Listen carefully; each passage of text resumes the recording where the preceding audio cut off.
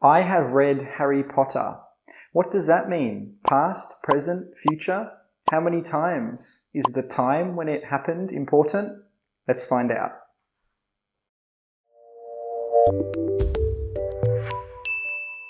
Today, we are talking about the present perfect tense. We use the present perfect for something that happened in the past, which has an effect on the present. There are many uses for the present perfect, but today we will be talking about using it for life experiences.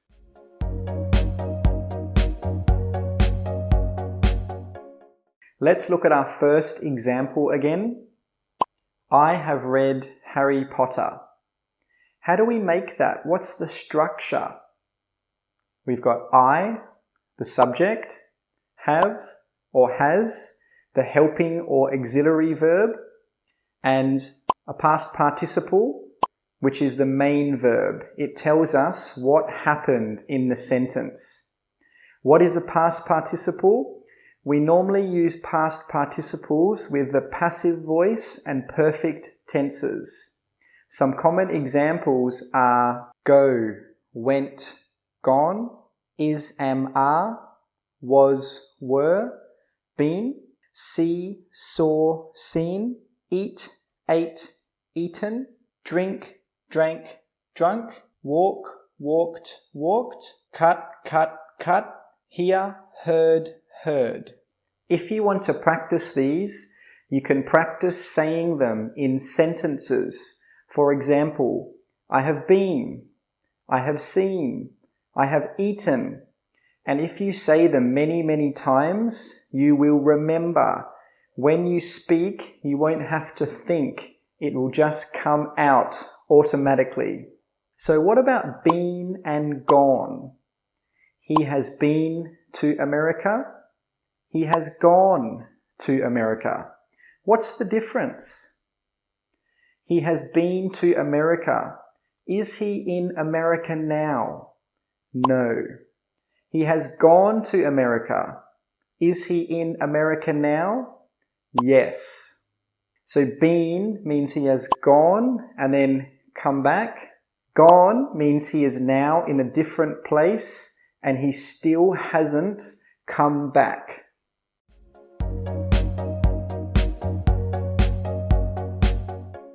Now we know the structure. Let's look at what does it actually mean.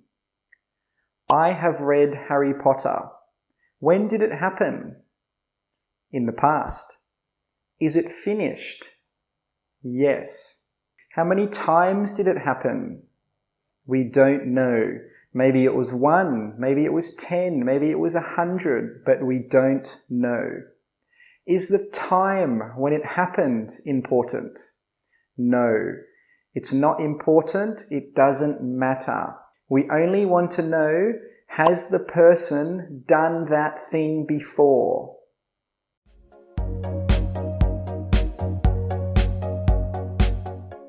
We know the structure, we know what it means, but how do we make questions and answers? Let's look at our first example again. I have read Harry Potter.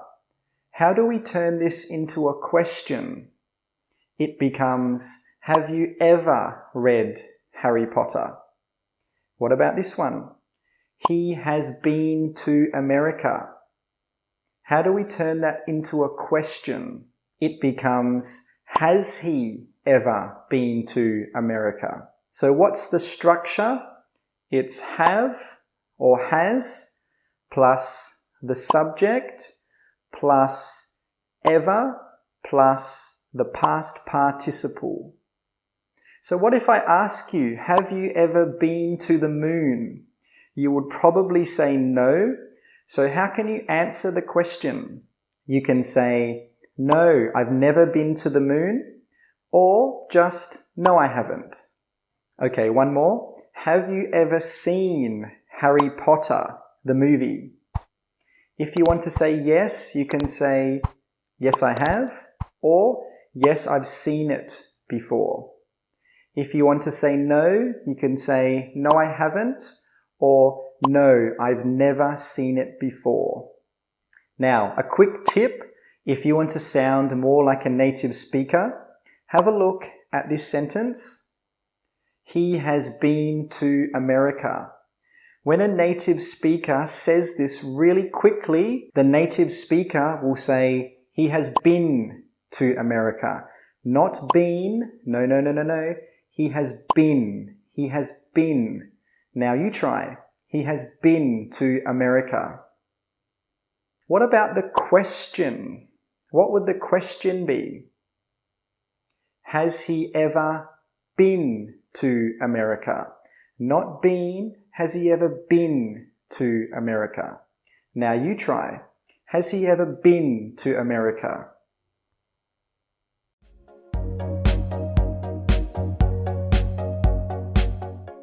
We've learned about the present perfect, so let's quickly check, is English understood? Have a look at this sentence. I have worn a red shirt before. When did it happen? Past. Is it finished? Yes. Do we know how many times it happened? No. Is the time when it happened important? No. Okay, how do we change it into a question? Have you ever worn a red shirt before? If you want to say yes, yes I have, or yes, I've worn a red shirt before. If you want to say no, no, I haven't, or no, I've never worn a red shirt before. Just remember, never say I ever worn a red shirt. Also, when you're writing, do not say I'ven't worn a red shirt before. You must write I haven't worn a red shirt before, like this.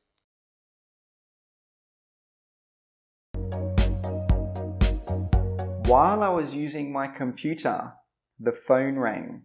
What does while mean here? When did the phone ring? Before I used my computer? At the time I was using my computer? Or after I used my computer? It happened at the same time. This is what while means. Something happened at the same time something else was happening. So let's pretend the phone rang at 4 p.m. What was I doing at this time? I was using my computer. Let's look at another example. While I was working, he came to talk to me. When did he talk to me? When I was working or after I had finished working? He talked to me at the same time I was working. Not before, not after, but at that time. I've been making YouTube videos since July 2020. When did I start? June? July? Or August? In July. This is what since means. Since means from the time that I said. So from July, I started making YouTube videos. What about this one? He has been living in New York since March. When did he get there? February, March, or April? He got there in March because since means from the time that I stated. And if you look at both of these sentences, what tense are they? You will see that they are both perfect tenses. So just remember, normally we use since with perfect tenses, and since means from the time that I said. You need to finish the work project by Monday. What does the word by here mean? When should the project be finished? On Sunday? On Monday? On Tuesday? The word by here means not later than. So if I finish the project on Sunday, is that okay? Yes. If I finish the project at 11:59 p.m. on Monday, is that okay? Yes, because 11:59 p.m. on Monday is still not later than Monday. But if I finish the project on Tuesday, is that okay? No, because Tuesday is later than Monday. The word by can sometimes be confusing, even for native speakers. For example, if someone used the word by with me, I would probably ask them for more information.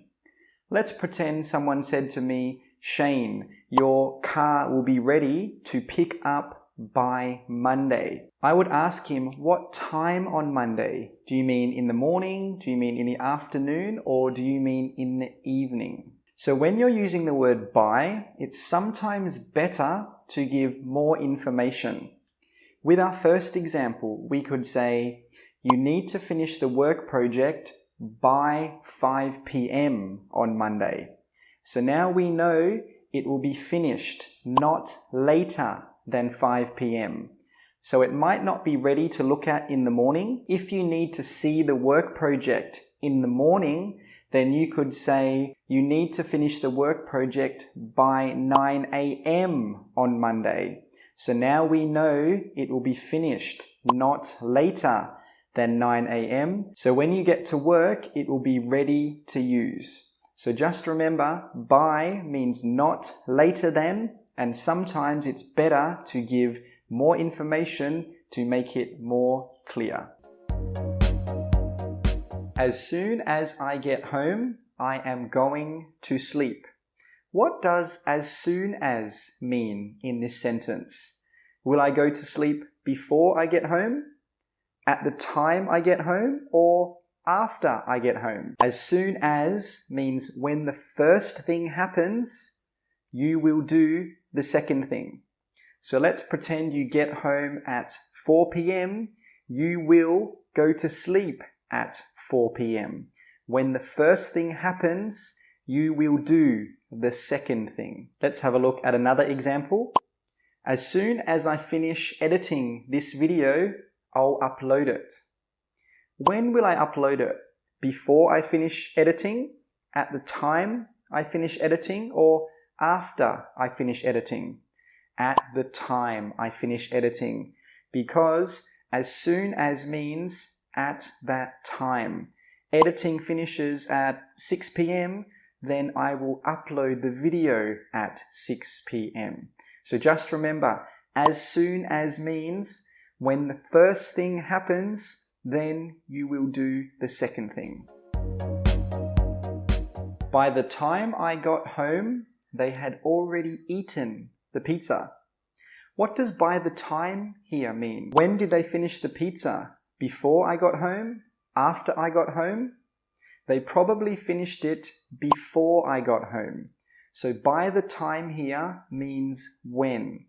When I got home, the pizza had already been eaten. We normally use by the time to talk about two events. So by the time I got home, this is event number 2, they had already finished the pizza. This is event number 1. We don't know what time they finished the pizza. All we know is that at the time I got home, the pizza had been eaten already. Now let's look at another example. By the time he got to the bus station, the bus had already left. So what happened first here? Did the bus leave or did he get to the station? The bus left.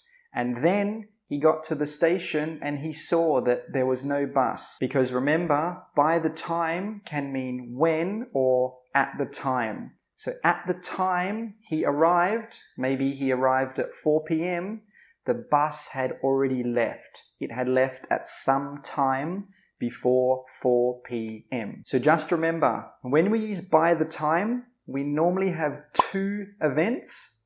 And when we're putting it into a sentence, event 2 normally comes first. So by the time he got to the bus station, this is event number 2. It happened second. The bus had already left. This is event number 1 because the bus left before he got to the bus station.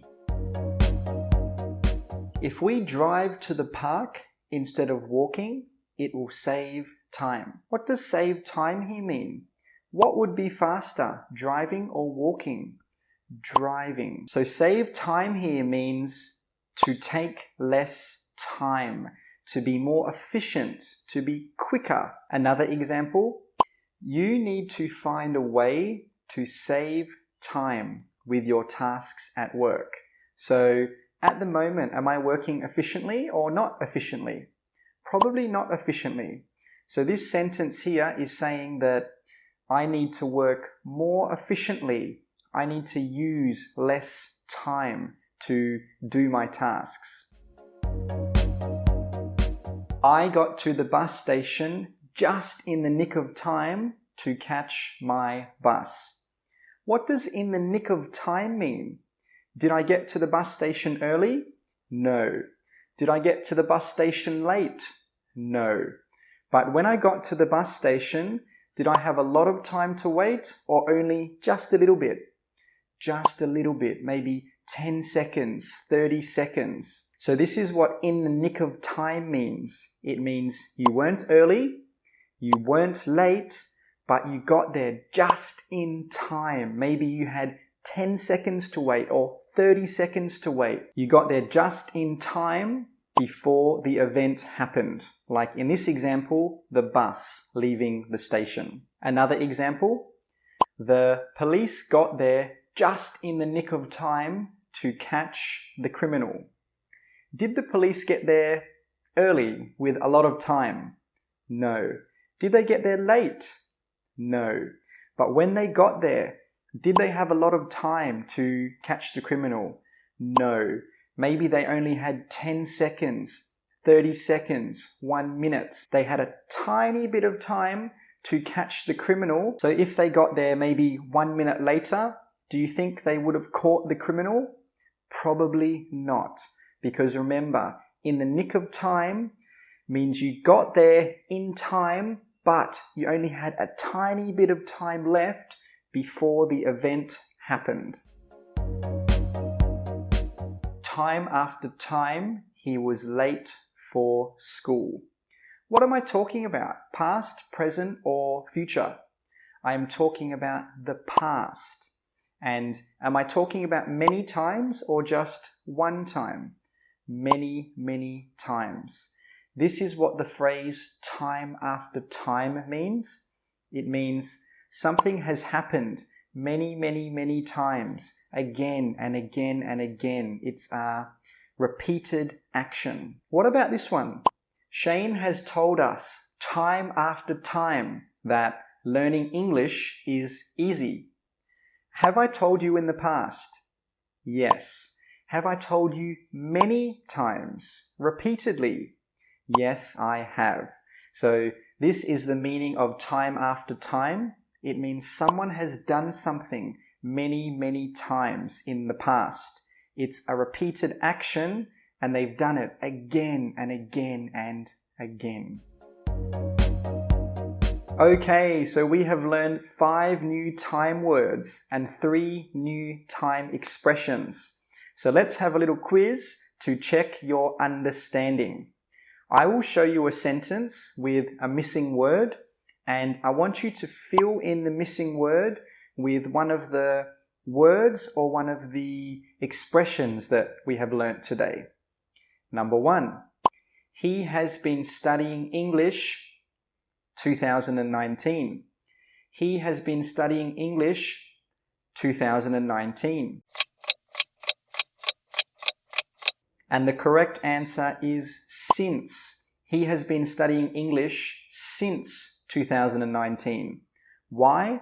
Because it's a present perfect tense and we're talking about when it started. We are giving a specific time. We're not giving a length of time. We're not saying 1 year, 2 years, 3 years. We are saying when it started. Number 2, I got to the bank. It had already closed. I got to the bank. It had already closed. And the correct answer is by the time I got to the bank, it had already closed. We use by the time because we're talking about 2 events. First, the bank closed, and then I got there and I couldn't get into the bank because it was closed. Question 3. He has told me that I need to study English. He has told me that I need to study English. And the correct answer is, he has told me time after time that I need to study English. We use time after time here because it's happened many, many times. Question 4. Finish the project Monday, 5 p.m. Finish the project Monday, 5 p.m.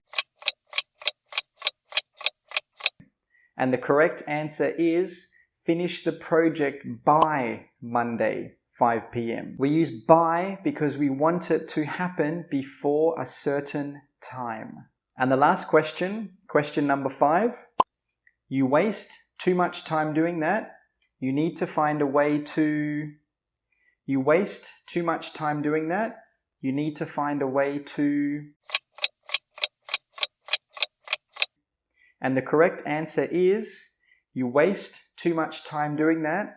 You need to find a way to save time. Remember, save time means to work more efficiently or to use less time.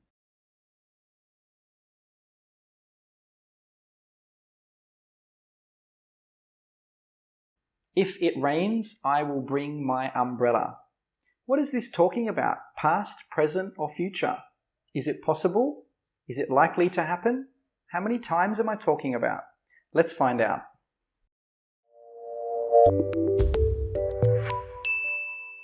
Sometimes we call conditionals if clauses because they talk about something that didn't happen in the past or something that might happen in the present or in the future.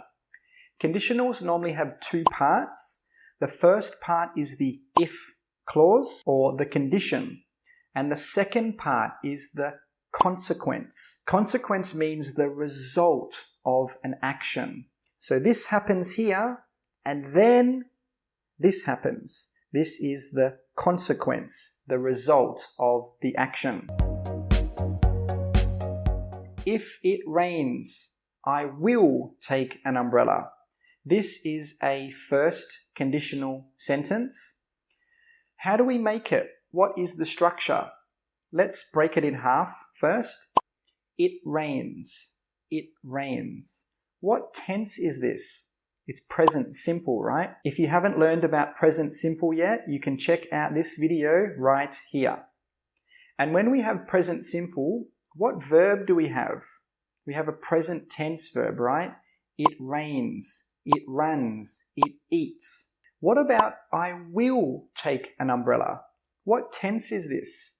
This is the future simple tense. The structure of future simple is very similar to present simple, but with future simple, we need to add a will. I will take an umbrella.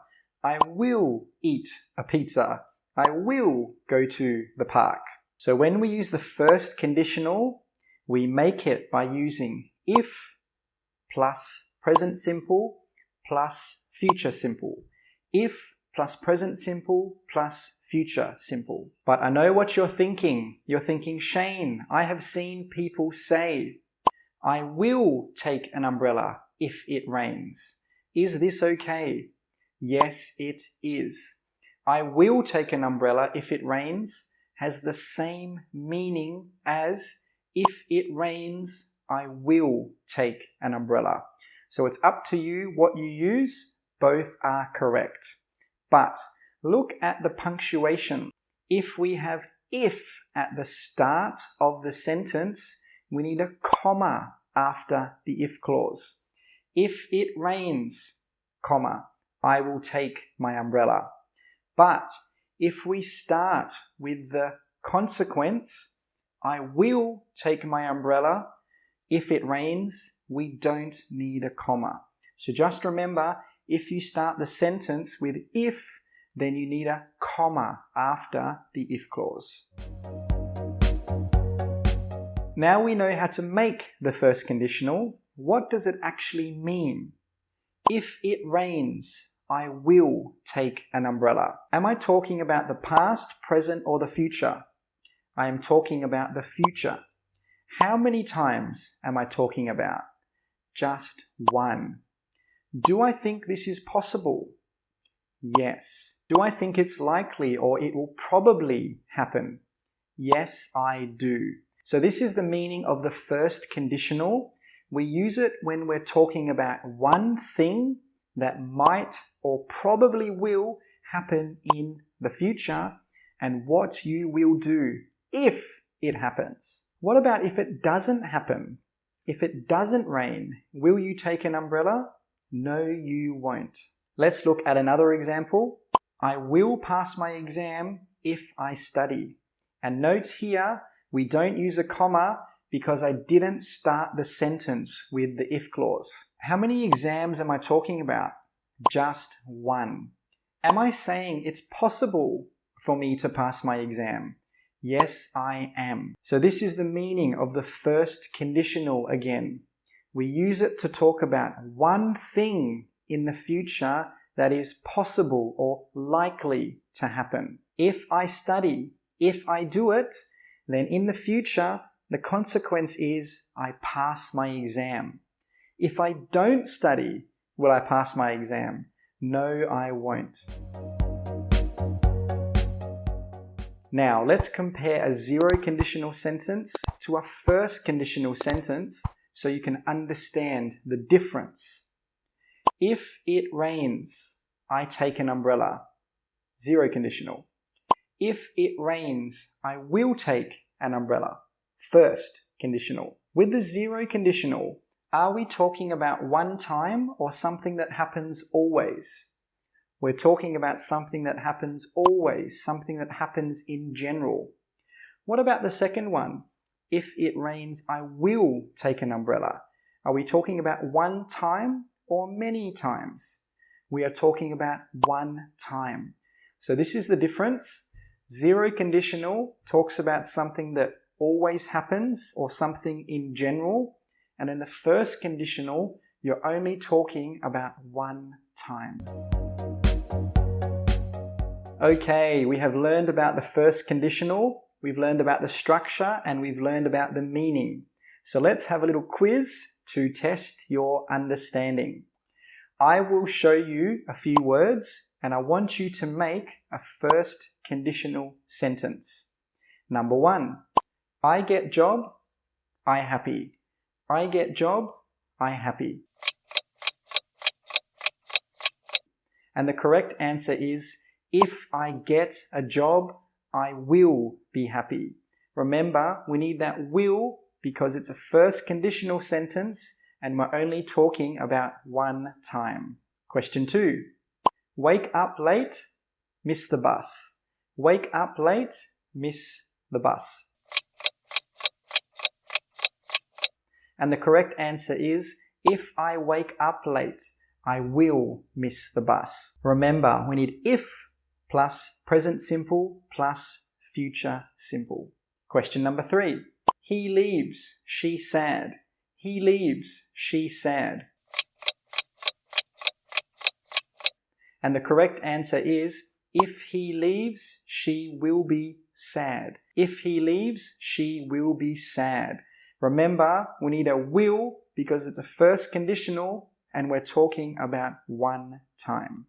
Now, I am going to show you some sentences and I want you to tell me, are these sentences first conditional and why or why not? Number 1, if I wake up late, I miss the bus. If I wake up late, I miss the bus. This is not a first conditional because we don't have will. Remember, first conditional needs will. Question 2. I will miss the bus if I wake up late. I will miss the bus if I wake up late. Yes, this is first conditional because we have an if clause, present simple, and future simple. Question 3. If I had studied harder, I would have passed the exam. If I had studied harder, I would have passed the exam. This is not the first conditional because we don't have present simple and we don't have future simple. Hang in there, man. Huh? Hang in where? Hang in there? Huh? What's that mean? Let's find out.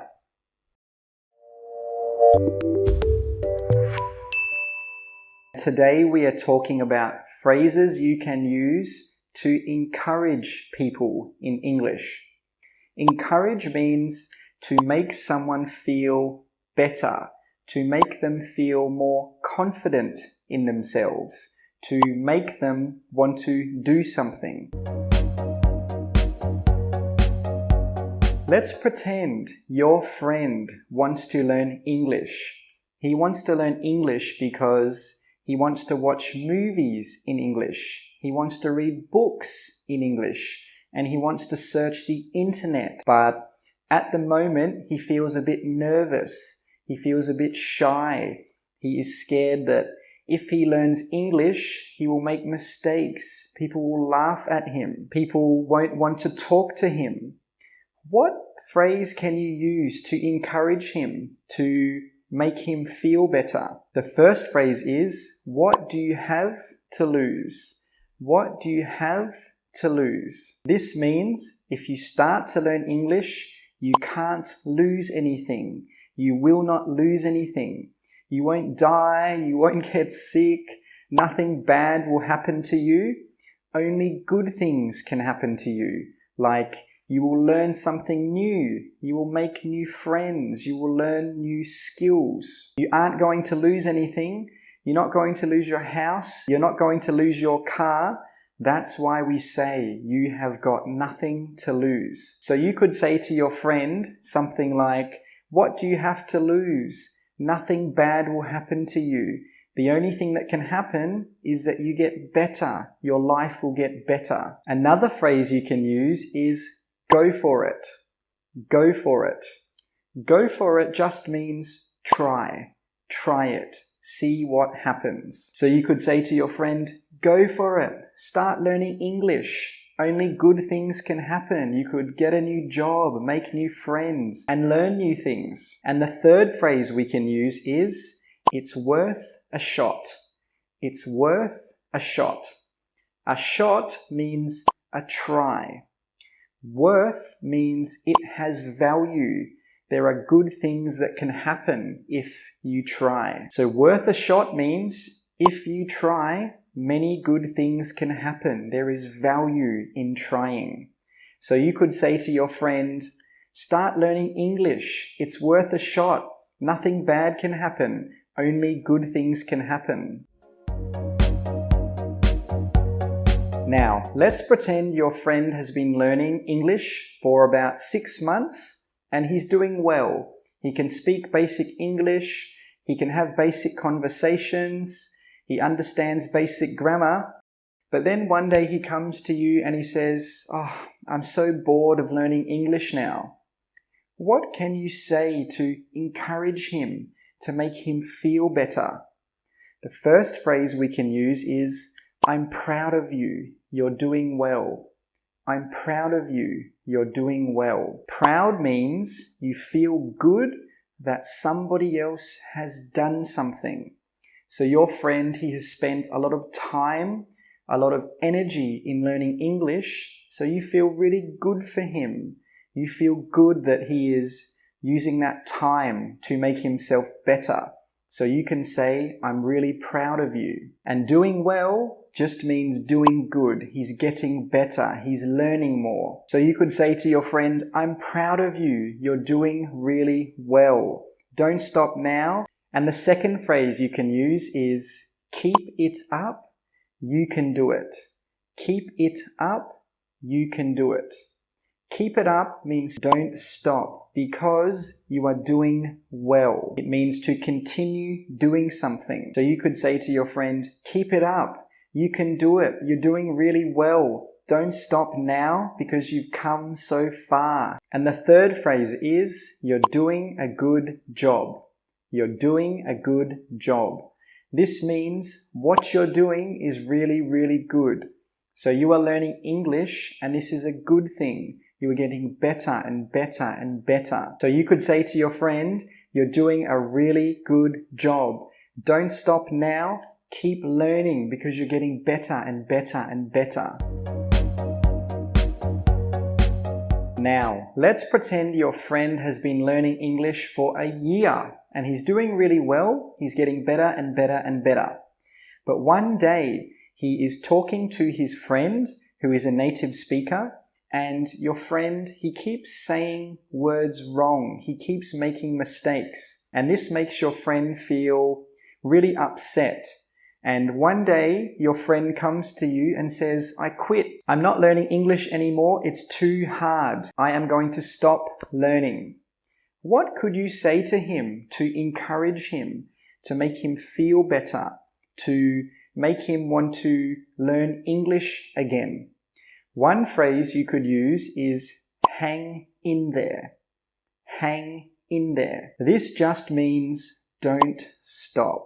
Don't stop what you're doing. You're doing well. I know learning languages is hard, but we all have good days and we all have bad days. So keep learning, just hang in there. So you could say to your friend something like, just hang in there.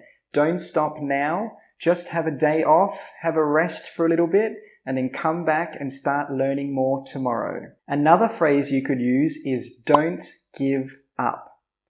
Don't give up. Don't give up means do not stop trying. Keep learning. Don't stop what you are doing. So you could say to your friend something like, don't give up now. You have come so far. Before you couldn't speak English, but now you can. Don't give up. Keep trying. Another phrase you could use is don't stop. Keep going. Keep going means continue to do something that you started in the past. Because your friend started learning English in the past and it's not finished yet, so you can say keep going. This means continue to do what you are doing. So you could say to your friend, don't stop now, keep going. I know it's hard, but just have a rest today and then come back tomorrow. Okay, and they are the 9 phrases for today. But like I promised, there is a bonus phrase you can use to inspire someone. Inspire means to make someone want to do something, to make them feel like they can do it. So that phrase is believe in yourself and dream big. Believe in yourself and dream big. Believe in yourself means believe that you can do it. Think that you can do it. Think that you are good enough. And dream big means have big goals. Have crazy goals. Have goals for yourself that nobody has ever thought of before. So if you want to inspire someone, try this phrase and see what the other person's reaction is.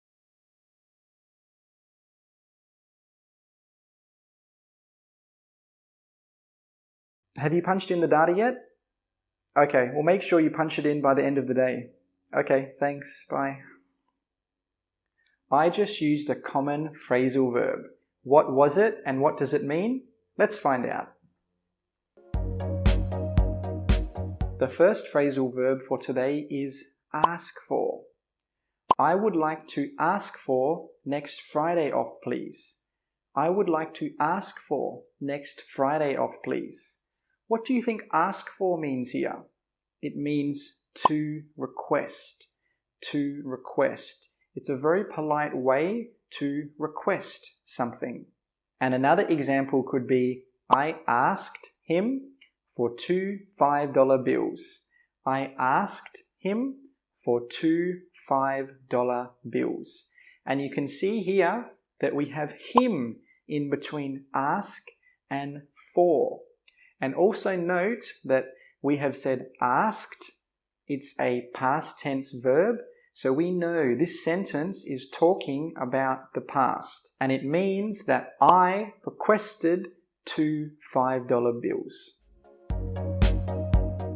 The second phrasal verb is catch on. catch on. The phrasal verb catch on normally has two main meanings, so let's look at the first meaning. I didn't catch on to what happened in the movie. I didn't catch on to what happened in the movie. What do you think catch on means here? Do you think I understood the movie or I didn't understand the movie?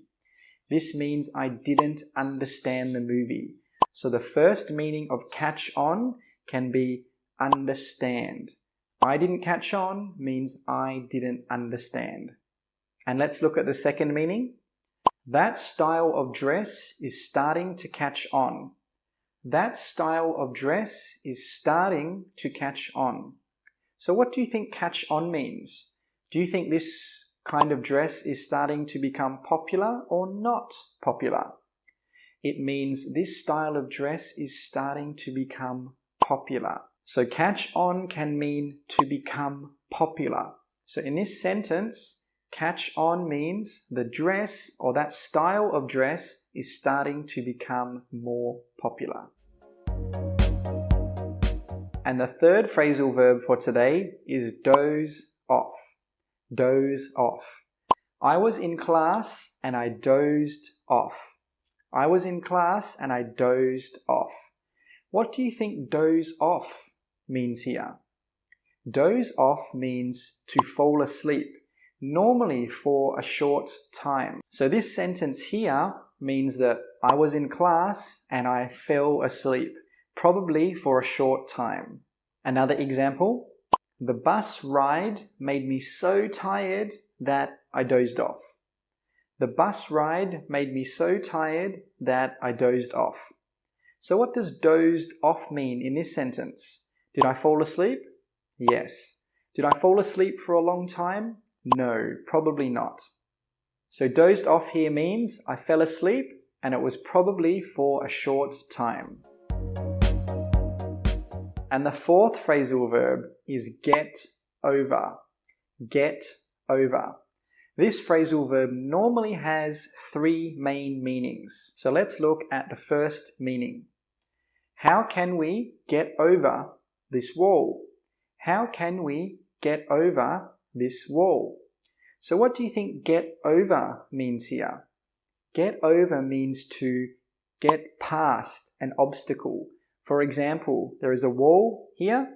I need to get over it. I need to get past the obstacle. And it can mean going up and over. It can also mean going under. It can also mean going through. The phrasal verb here, get over, just means to get past something. And let's look at the second main meaning. She has to get over the breakup with her boyfriend. She has to get over the breakup with her boyfriend. Break up means when two people that are in a relationship, they stop seeing each other. They are not together anymore. So do you think this girl is happy now? No, she isn't. And do you think that something happened to make her really, really sad? Yes, she broke up with her boyfriend. So what do you think get over here means? Get over here means to recover, to get better from something. Something bad happened to her. She broke up with her boyfriend and now she is very, very sad. So get over here means she has to recover. She has to get better from this situation. And the third main meaning, John, get over here. John, get over here. Do you think John is next to me now? No, he isn't. So get over in this situation means come. Come closer to me. Now he is not next to me. So get over here means come over here. Come closer to me. And the fifth phrasal verb is punch in. Punch in. Punch in normally has two main meanings. So let's look at the first meaning. Have you punched in the data yet? Have you punched in the data yet? What do you think punch in the data means here? Punch in means to enter the data, to put the data into the machine. So this question here is asking, have you put the information into the machine? Maybe it's a computer. So the person is asking you, have you put the information, the data into the machine yet? And the second meaning, I punched in today at 8 a.m. I punched in today at 8 a.m. So what do you think punch in means? Punch in means to enter the time that you started something into a special clock or a special machine. Normally we do this at work. So when you get to work, you have to punch in when you started. And normally to punch in, you have to enter your employee number or your employee code. Another expression you can use actually is clock in. So you could say, I clocked in at 8 a.m. today. This is the same meaning as I punched in at 8 a.m. today. Okay, we have learned 5 new phrasal verbs today. So it's time for a quiz to test your understanding. I will show you a sentence with some missing words, and I want you to fill in the space with a phrasal verb. Number 1, can you over here and do my hair? Can you over here and do my hair? And the correct answer is, can you get over here and do my hair? Remember, get over can have the meaning of come towards me, come closer to me. Number 2, me, permission to borrow his car yesterday. Me, permission to borrow his car yesterday. And the correct answer is, he asked me for permission to borrow his car yesterday. We say asked for because remember, asked for means request. He's requesting permission to borrow his car. Number 3, sorry, I don't really what you're saying to me. Sorry, I don't really what you're saying to me. And the correct answer is, sorry, I don't really catch on with what you're saying to me. This means I don't understand. Because remember, one of the main meanings of catch on is to understand.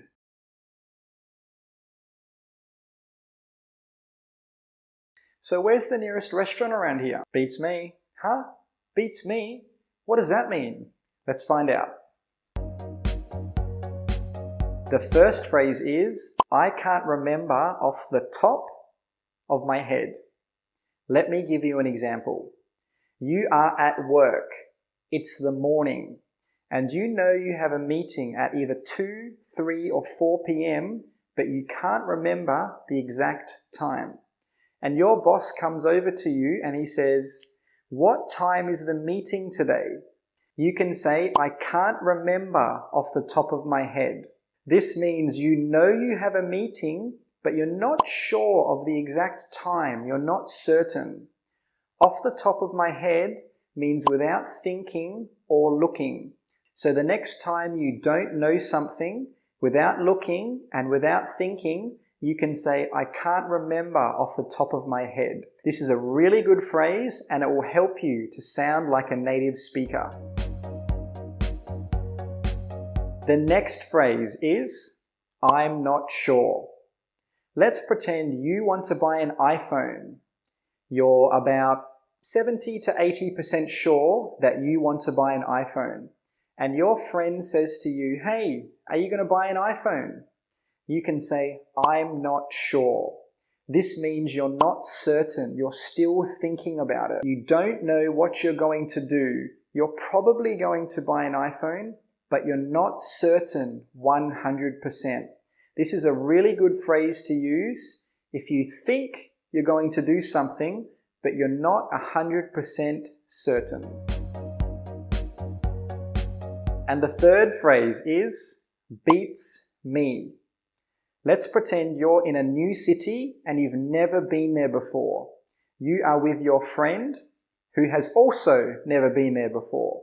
And he says, Do you think there are any McDonald's around here? You can say beats me. This means you have no knowledge or information about the question because you've never been to that city before. We say beats me because the question beats you. You can't answer it. So the question wins and you lose. So next time you have absolutely no knowledge of something and someone asks you a question, you can say beats me. Another way to say I have no knowledge of something is I have no idea. Let's pretend your friend asks you, how do planes work? How do they stay in the air? How do their engines work? And you know nothing about planes. You don't like planes and you're not interested in planes. You can say, I have no idea. This means you have no information about that question. So the next time someone asks you something that you have no information about, you can also say, I have no idea. And another phrase to say you have no information about something is, I haven't got a clue. Let's pretend your friend asks you about cars, and your friend says, how do cars work? And you know nothing about cars. You can say, I haven't got a clue. This means you have no information or no knowledge about this subject. And the last phrase for today is, who knows? Let's pretend you're talking to your friend and he says, what do you think you'll be doing in 30 years? And you don't know, you haven't thought about it yet. You can say, who knows? Because nobody knows the answer to this question. Your friend doesn't know, I don't know, you don't know. So if anyone ever asks you a question and nobody knows the answer, you can say, who knows?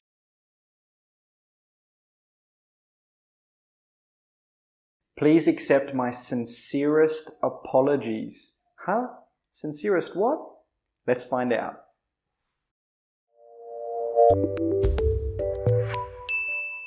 A very common phrase in English is, I'm sorry. And it's a good phrase, but sometimes there are better phrases you can use that are more appropriate for your situation. So today we are talking about 11 phrases you can use instead of I'm sorry.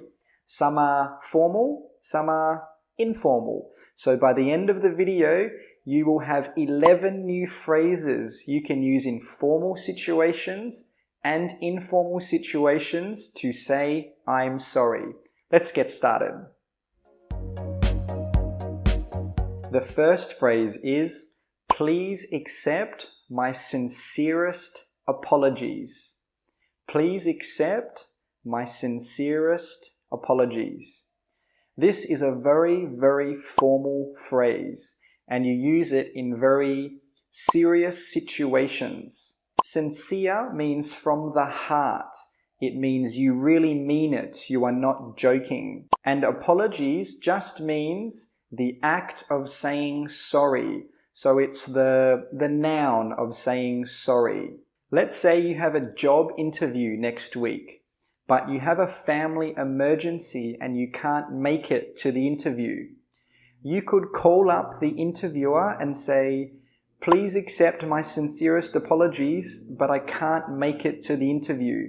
Could we reschedule another time? So this phrase is for very formal situations when you're talking about a really serious matter. The second phrase is my apologies.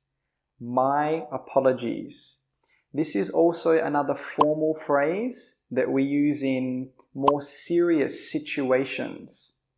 So let's pretend that you work in a call center and you're talking to a customer on the phone and he's very, very unhappy with the service he has received. You could say to him, my apologies, sir, but we are trying to do everything we can to help you. Please be patient. So this is another good phrase you can use in formal situations. My apologies. And the third phrase is, I'd like to apologize. I'd like to apologize. This is also another very formal phrase we can use in more serious situations. So let's pretend you're at work and you told a lie to your boss, and then your boss finds out that you lied to him. You could say to your boss, I'd like to apologize for lying. And then after you say, I'd like to apologize, you can say your reasons. So you could say something like, I'd like to apologize for lying to you. I shouldn't have lied to you, but I just didn't have any other choice. So this is another really good phrase to use in formal situations. I'd like to apologize. And the fourth phrase is, I apologize for. I apologize for. This is also another formal phrase you can use in more formal and serious situations, but we don't say would like we did with the previous phrase. We just say, I apologize for. So let's pretend you lied to your boss and he finds out that you lied to him.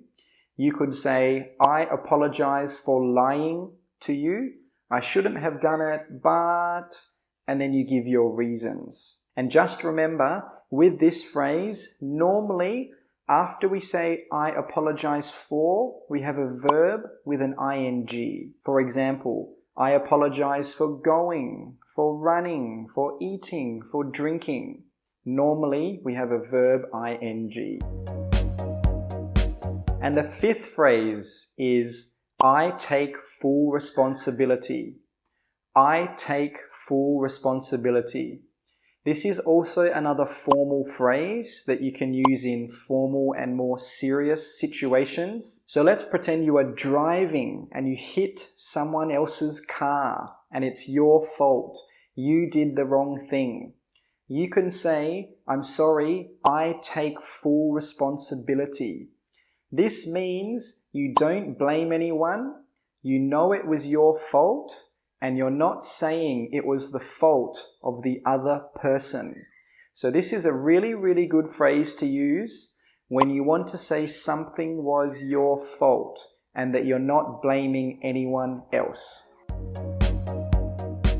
Now, let's have a look at some phrases we can use in informal situations. The first phrase is, excuse me. Excuse me. I'm sure you've heard of this phrase before, but it's a very useful phrase because you can use it in many, many different situations. For example, let's pretend you are shopping and you want to buy some apples, but there's somebody standing in front of the apples and you can't get to the apples and you want that person to move.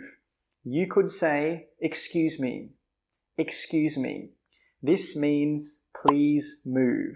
And if you want to say it in a more polite manner, you can say sir or miss at the end. You could say, excuse me, sir, or excuse me, miss. Sir for a man, miss for a woman. You can also use excuse me if you want to interrupt someone while they are doing something. For example, let's pretend you are at work and you want to speak with your boss, but he is busy, he is talking to someone else. You can say, excuse me, boss, can I speak with you for a moment? This is a very polite way to interrupt a conversation. And you can also use excuse me for when your body does embarrassing things. I'm not going to give you any examples because you can use your brain and you will know what I mean. And the next phrase is, sorry, it was my fault. Sorry, it was my fault. Do you remember the phrase we talked about before? I take responsibility. Well, when we say it was my fault, this is a less formal way to say I take responsibility. Sorry, it was my fault means the same thing as I take responsibility. It means you know it was your fault, you're not blaming anybody, you know you did the wrong thing, you are responsible, and you want to say sorry to someone, you want to apologize. The next phrase is oops, oops. Or some people say whoops, whoops. These two words are very informal ways to say sorry for very, very, very, very, very small things that happen. Let's pretend you are walking in a shopping center and you almost bump someone. You can say whoops or oops. Or let's pretend you are working with your friend and you accidentally knock his pen off the table. You can say whoops or oops. So oops and whoops are really good words to use when something happens but there's no problem. It's a really, really, really small thing. But you want to be polite and say something, so you can say whoops or oops. And the next phrase is my bad. My bad. This is also another very informal phrase you can use when something happens, but it's a very small problem. For example, let's say you are living with your girlfriend or your boyfriend and you leave your socks on the floor, and then your girlfriend or your boyfriend is not happy about it and he or she says, "Hey, why did you leave your socks on the floor?" You can say, "My bad." It's a very informal way to say sorry. Nothing bad happened. It's not a serious problem, but you just want to say sorry in an informal way. And the next phrase is my mistake. My mistake. This is also another informal phrase you can use when you want to apologize, but it's for a very, very, very, very small problem. So let's pretend you are working on a project with your friend at university and you wrote your part of the project and you give it to your friend and he looks at it and he says to you, "There are 3 grammar mistakes. Why did you leave these grammar mistakes in here?" You can say, "Oh, my mistake. I'll fix that right now." This is another good phrase to use to say sorry when there's a very, very minor, a very small problem. And the last phrase for today is sorry about that. Sorry about that. This is also another informal phrase you can use with things that happen, but it's a very, very, very small problem. Let's pretend you are shopping and you are at the cashier and you are paying for something by credit card. And the cashier says, "Can I have your credit card, please?" And you give it to her, but then she says, "Hey, this isn't a credit card, this is your driver's license." You can say, "Oh, sorry about that. Here's my credit card." So this is another good phrase to use in situations where something happens, but it's a very, very, very small problem.